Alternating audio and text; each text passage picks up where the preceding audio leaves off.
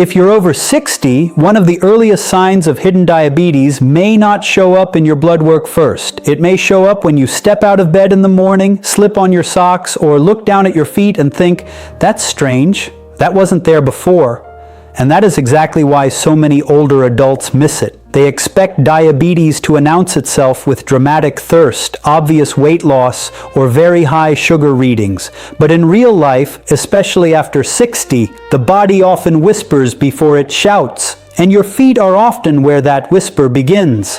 I'm Dr. Thomas Reynolds, and over the years I've had countless conversations with older patients who came in worried about circulation, fatigue, leg pain, swelling, balance problems, or wounds that just would not heal, only to discover that blood sugar had been quietly damaging nerves and blood vessels for far longer than they realized. Today, I want to walk you through 9-foot signs of hidden diabetes after 60, signs many people brush off as just aging, dry skin, bad shoes, poor circulation, or tired feet. Some are subtle, some are surprisingly common. And the last few are especially important because they may signal that the damage is no longer just beginning. So stay with me, because this is not just about feet. This is about your independence, your mobility, your confidence walking across a room, down a driveway, through a grocery store, or up the stairs in your own home. And if you're watching today, I'd love to know where you're watching from.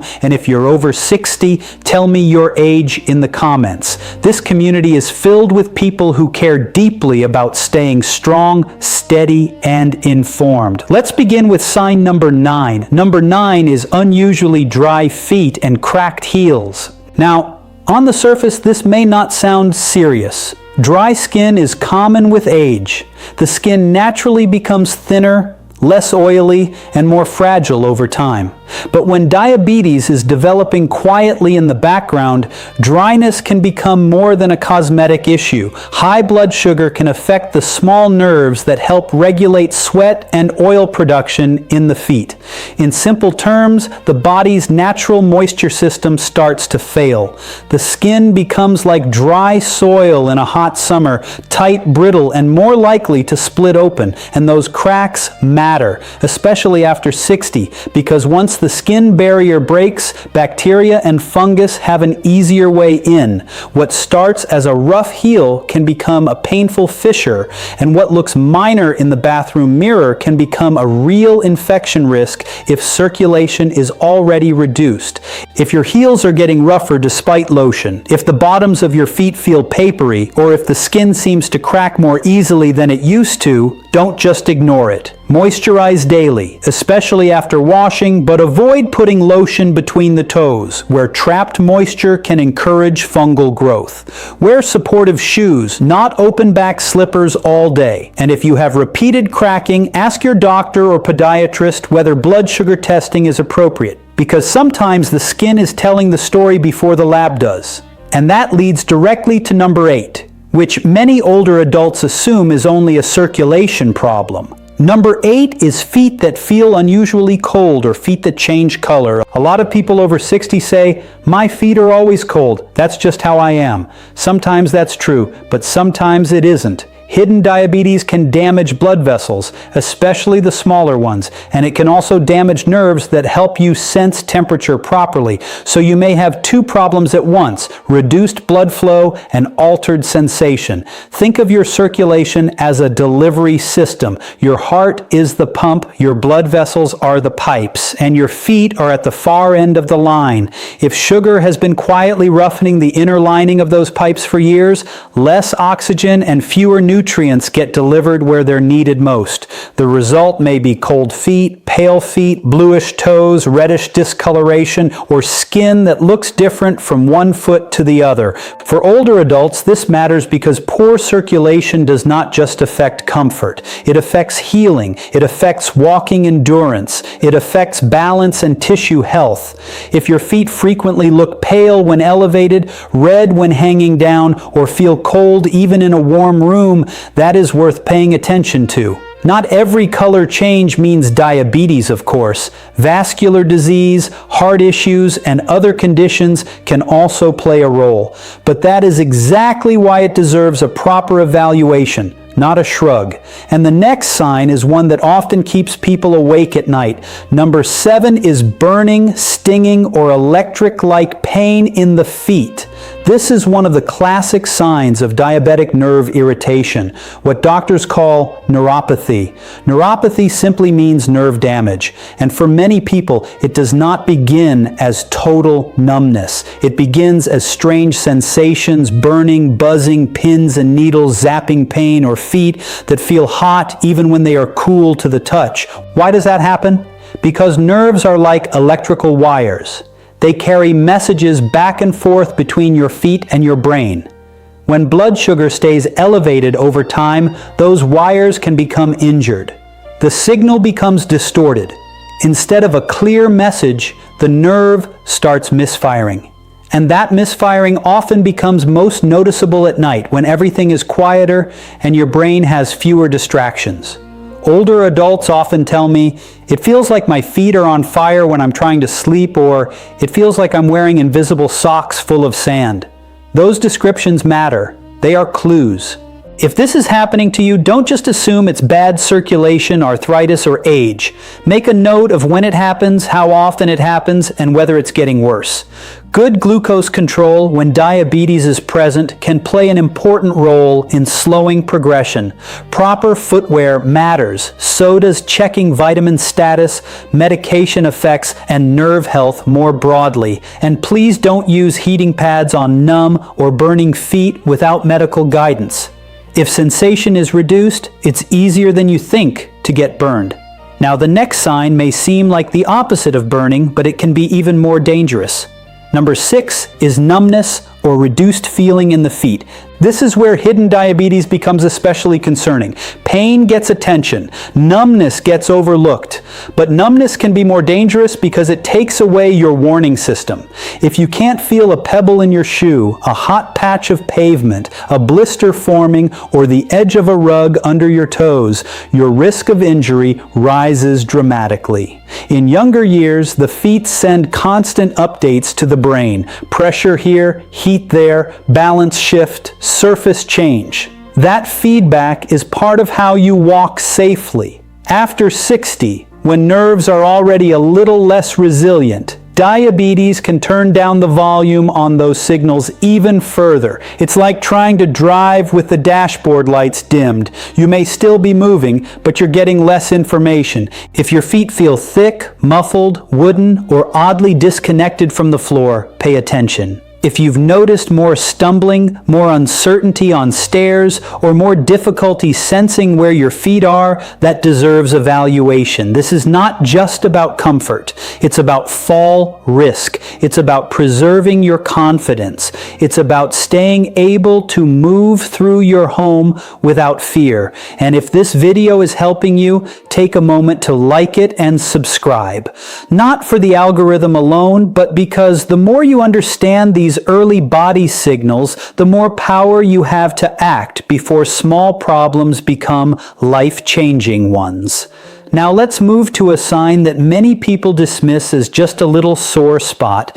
Number 5 is slow healing cuts, blisters, or sores. This one is incredibly important. If you get a small cut from nail trimming, a blister from a shoe, or a scrape that lingers for days or weeks instead of improving normally, do not brush it aside. Hidden diabetes can slow healing in several ways at once. Higher blood sugar can impair immune function, damage tiny blood vessels, increase inflammation, and make it harder for the body's repair crew to do its job efficiently. Imagine trying to fix a damaged road when the workers are delayed, the materials are limited, and traffic is still flowing through the site. That is what healing can become like in diabetes. Slower, less organized, more vulnerable to setbacks. For older adults, this matters even more because healing is already not as quick as it was at 30 or 40. Add poor circulation or neuropathy to the mix, and a minor sore can become a major issue surprisingly fast. Check your feet every day if you can. Top, bottom, heels, sides, and between the toes. If you can't see the bottoms easily, use a mirror or ask for help. If a wound is red, draining, warm, increasingly painful, or not improving, contact a healthcare professional promptly. Early action can protect tissue, function, and mobility. And what often appears right alongside slow healing is number 4. Number 4 is frequent fungal infections, especially around the toes or nails. Now, many seniors have thickened or discolored toenails and assume it's simply age, years of shoe pressure, or old damage. Sometimes it is, but diabetes can create an environment where fungus thrives more easily. Elevated blood sugar can weaken local defenses, and changes in circulation and skin integrity can make infections harder to clear. You may notice itching, peeling skin between the toes, whitening or sogginess in the web spaces, thick yellow nails, crumbling nail edges, or repeated athlete's foot that seems to come back no matter what you do. These things are not just cosmetic annoyances. They can create openings in the skin, alter gait, increase discomfort in shoes, and raise the risk of secondary infection. Practical steps matter here. Dry your feet well after bathing, especially between the toes. Change socks regularly. Choose breathable shoes. Don't share nail tools. And if nails are very thick, painful, or hard to trim, don't force it. That's a good time to involve a podiatrist, particularly if diabetes is suspected or confirmed. Now, the next sign may not feel dramatic, but it can speak volumes about what is happening under the skin. Number 3 is swelling in the feet or ankles that keeps returning. Now, let me be clear. Swelling can happen for many reasons. Heart issues, vein problems, kidney concerns, certain medications, and long periods of sitting can all cause it. But hidden diabetes belongs on that list too, especially because diabetes can affect the kidneys, blood vessels, and inflammation patterns throughout the body. Your feet and ankles are like the lowest level of a building. When fluid management is off, gravity makes that lower level show the problem early. Shoes may feel tighter by evening. Socks may leave deep marks. Ankles may look puffy. The top of the foot may seem swollen without a clear injury. Why does this matter? Because after 60, swelling is easy to normalize. But persistent swelling can reduce comfort, affect walking, stretch the skin, and sometimes point to more than one underlying issue at once. If you notice a pattern, especially if swelling is new, one-sided, painful, or paired with shortness of breath, chest discomfort, or sudden weight gain, get medical help promptly.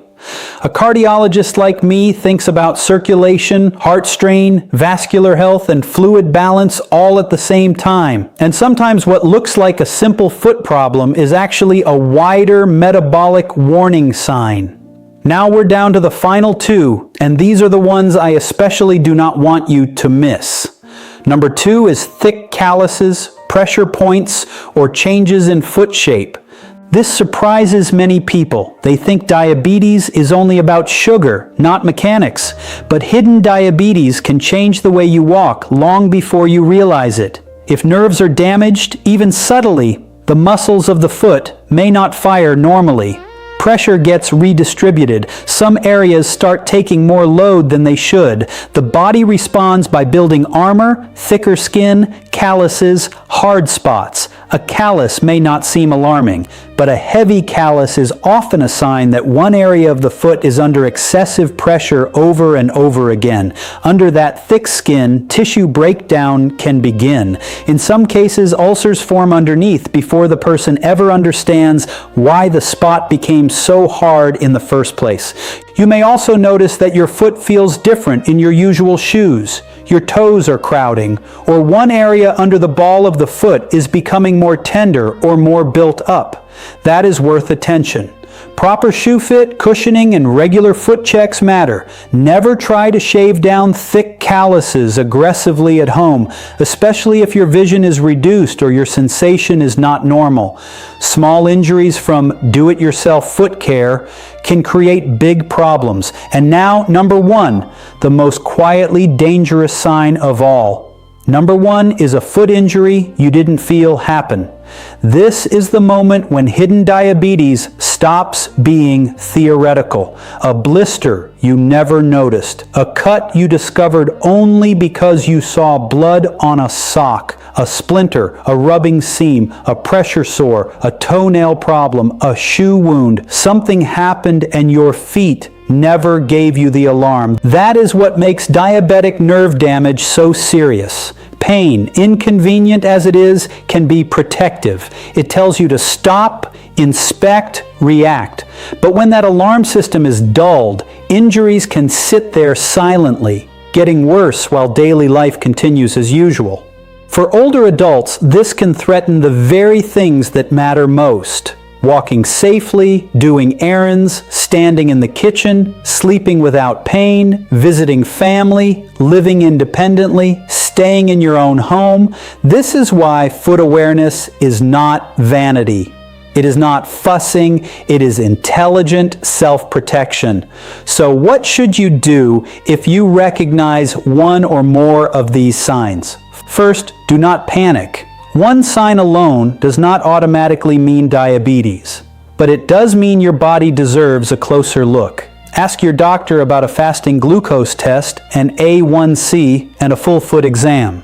If you already have diabetes, even if it has been called borderline or mild, bring up every foot symptom you've noticed. Second, inspect your feet daily. Third, wear shoes that protect rather than punish. Fourth, manage blood pressure, cholesterol, and blood sugar together because your nerves and blood vessels depend on all three.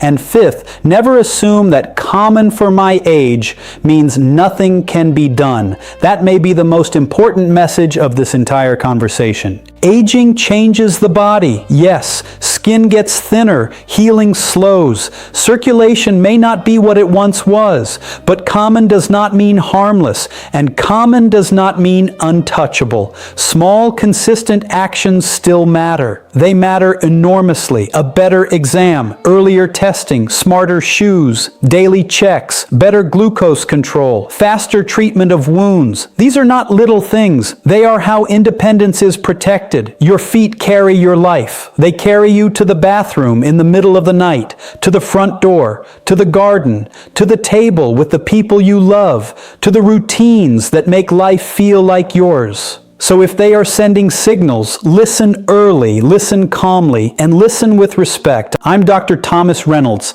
and I want to encourage you to take these signs seriously without letting fear take over. Awareness is not bad news. Awareness is how you stay ahead of bad news. If this video helped you, leave a comment and tell me which sign surprised you most. And if you want more clear, practical guidance on protecting your heart, circulation, memory, mobility, and health after 60, subscribe and join me in the next video. Take care of your feet, and you take care of far more than your feet. You take care of your freedom.